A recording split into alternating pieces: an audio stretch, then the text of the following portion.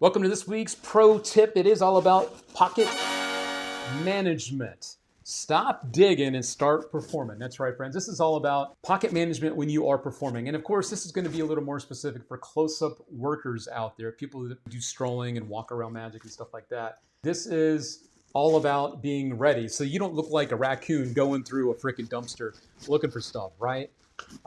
So let's go ahead and jump in and be honest with me. Have you ever been in mid-performance and you start looking for maybe your Sharpie or your coins or your cards and you go to this pocket or you just can't find it and you're just frazzled? Type the word yes. That'll work too. But it's happened to me. It happens sometimes still when I just put something in the wrong pocket. Hopefully, though, we're not letting it freak us out, but stuff like this does happen along the way. So let me know if that is something that has happened to you out there, because it is a real thing, right? So I'm not judging by it because I've done it too. I know you've done it. Chris Angel's done it. David Blaine, everybody's done it, right? It happened, right? But let's fix it. Let's acknowledge it. Ken Dum says, yes, it's a trick for myself when I can't find something. The disappearing trick part, right? Ron Jackson says, that's exactly why I tear the tabs off my card box. It saves me time getting the cards out of the box. Yep, that's also very helpful.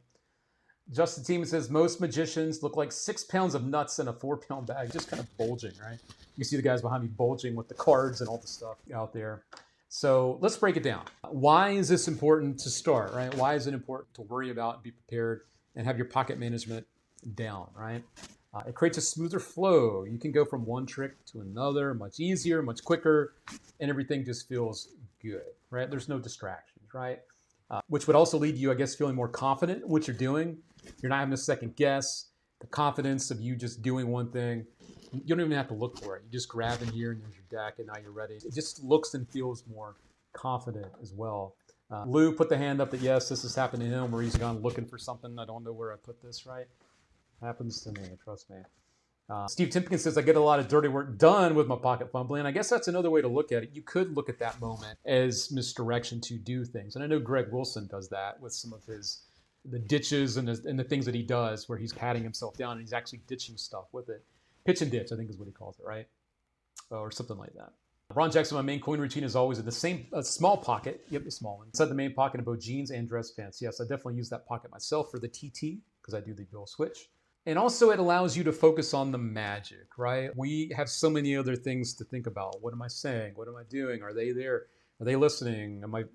There's so much we have to worry about. The last thing we want to think about is, damn, where's the thing, right? So it just helps you stay focused on the magic and makes you look like a pro when you are performing. Did I get the name right? Ditch and switch. I was close. Ditch and switch. Just as important as the pocket management is returning everything to its place so it can be found at the next table. That's a great thing too. It's one thing to start that way, right? To start the evening, you walk out, you're ready, and then once you get to the third table or the third group, you have everything all over the place. Like a tornado just hit and you have no idea where anything is. Great sub-pro tip there. And Ken Dunn, make sure everything goes back in the same place. Great tip there. Want lessons in pocket management? Watch Dave Neighbors. Dave is one of those old pros that definitely knows his stuff. So a great resource, I'm sure. C. Roper, I try to make every trick start and end with the same props going to and from the same pockets. Full circle there. I like that, Mr. Roper or C. Roper. I appreciate you chiming in there. Mark Coleman says, I try and keep things in my pocket that I can use for multiple tricks. Less stuff I can stretch out further. Yes. That is very, very smart as well. So you could do, maybe even if it's the same prop, and maybe do different tricks with it. I like your style there, for sure. Manny DeMago, I used to have that problem. Then I bought myself and became a connoisseur of fine satchels where everything has its place. Took me a while to smarten up about it and focused more on performance. So yes, those satchel bags, I know the shoulder bags are also very cool and hip, depending on what you're wearing. That could also go with that. So there we go. But it's definitely the small things like this that we should think about as magicians that make up the bigger performance as a whole and make it feel good, right? So let's break it down, right? So maybe have each pocket have its own role. Maybe the front right pocket of your pants is coin tricks. Maybe you have a couple different coin tricks. Maybe that's the coin trick pocket. Maybe the left pocket is for, I don't know, card tricks and maybe a packet wallet. So you've got your or if you're wearing a jacket, obviously I would put the deck of cards maybe up here, or I've got my Colt 52 holder on my side to break up more pocket space there. But in general, breaking up where maybe different type of effects live will help you stay focused on where the stuff is instead of just being scattered all over the place, which, leave it to me, the guy that has stuff scattered everywhere as I'm creating magic and performing in the house, creating and working on stuff. Who would think that I would be thinking about trying to stay organized when it comes to performing magic? Pocket management and reset go hand in hand, and that's true too. When it comes to resetting magic as we go, which we all know is a very important thing to do, having that pocket management along with the reset, maybe even resetting as you go and getting everything back where it needs to go all in one swoop, really is a solid pro thing to do there for sure. Yes, John Bourne does have a great shoulder bag. Yes, he does. Billy says that's why he likes cargo pants and shorts. Yeah, you got those extra pockets, right on. Certainly the next suit that I get, I'm going to have my tailor make at least 3 pockets on each side for me for different things. I've already thought about what I want and where. So you could even do that. You could get some stuff tailored for you to even help you organize things even better when it comes to performing. So there we go. But the cool thing is, once you know where everything is, then you don't have to think about where each specific thing is. So again, back to the bigger things. So the whole card tricks, coin tricks, maybe money tricks up here. Whatever it is, at least now your mindset's more clear on where everything is. So that's a good thing to think about, right? And yeah, I mean, obviously when it comes to picking out your attire, find jackets or the type of stuff that you're going to wear that has either already got built-in extra pockets for stuff, or think about getting things made for you, I just mentioned a moment ago. And if you're if you're doing table hopping, depending on how nice the restaurant is, I know they do have some holsters and some things that you can wear now to help you store things on you.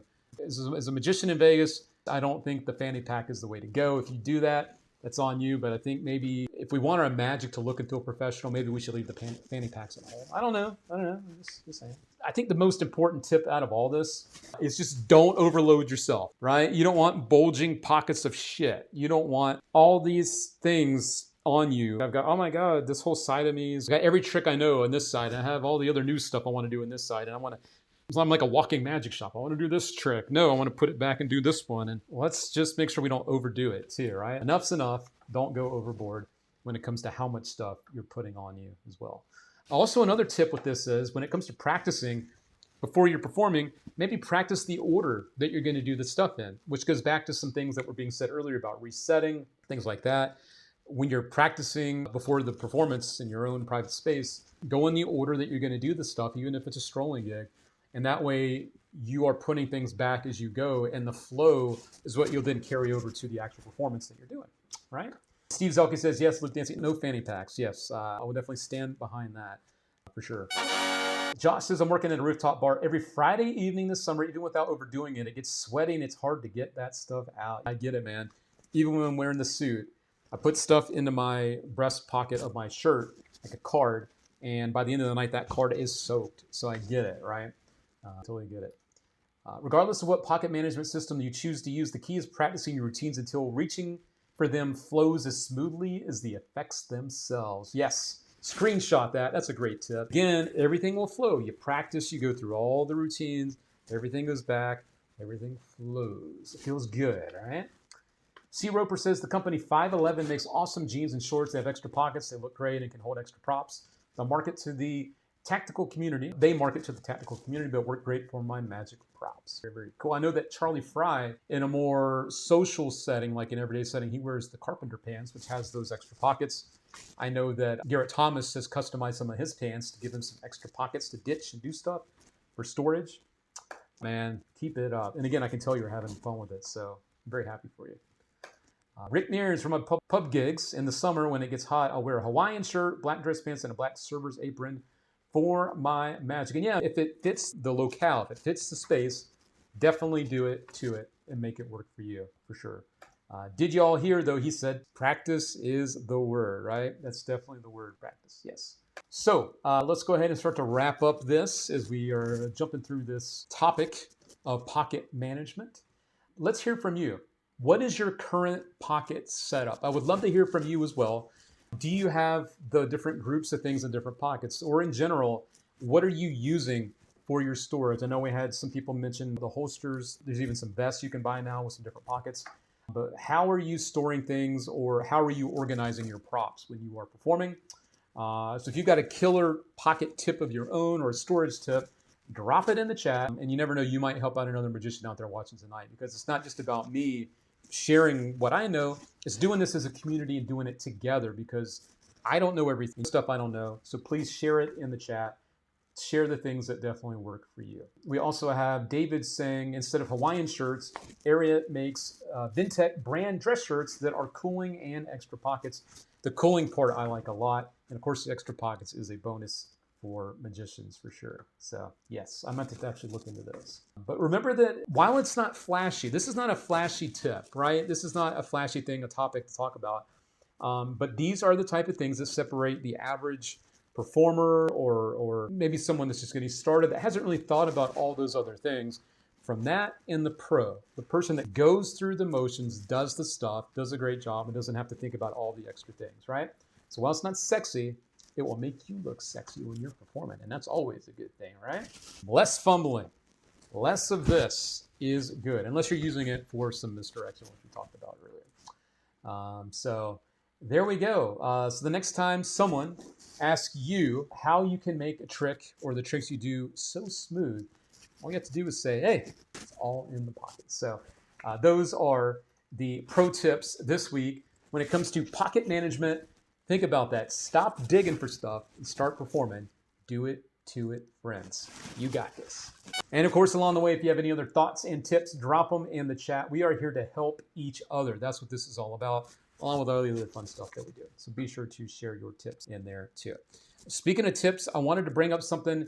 This was something I found the other day that went from our topic from last week, which was about how to handle hecklers. And if you guys haven't yet, be sure to watch our YouTube video from last week where we actually talk all about how to handle heckler in a professional way.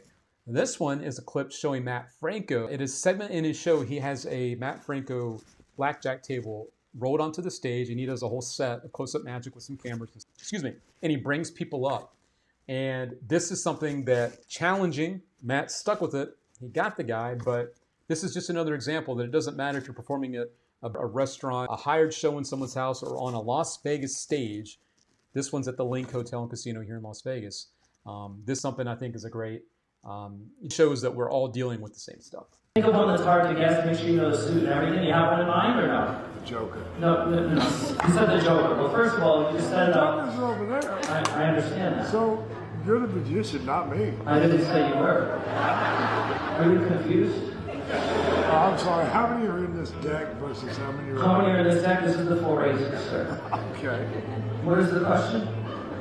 Well, I want the Joker. You asked me to pick a card. No, I didn't say a card out loud. I said think of one in your head. Oh. Now you said Joker. We all heard it. You understand? I want you to think of one. Make sure you know the suit and everything. Let me know if you have one in your head or not. Don't pick ace of spades or queen of hearts. Those are always too easy. Pick a good one, John. Is he going to get through this? As I put cards here, go ahead, John. You just go ahead and you tell me stop. Stop. Here? Or you want one more? One more. One more packet? No. Two more? Yeah, right there. Right here? Yep. Only what you want. But I You know want what? you to pick that card, not the top one. You want that one and not that one? Yeah. Okay, whichever one you want, just slide it out. You said this one. I don't want you to think I'm going to cheat. Slide it out. Okay. No. Put it over here. You push it over there. They can't see. You understand? Yeah. We keep it where they can see it. You stop where you want, and you say, not this one, I want that one. Mm-hmm. Right. Remember, I asked you to think of any card. Nice and loud for the first time. What was the card? Because any card, I have 52 cards here. What was the card you were thinking? Nice and loud? Well, besides it, Nice and loud, sir. I was thinking of the two of clubs. Two of clubs? No way. Come on, Las Vegas, let's go!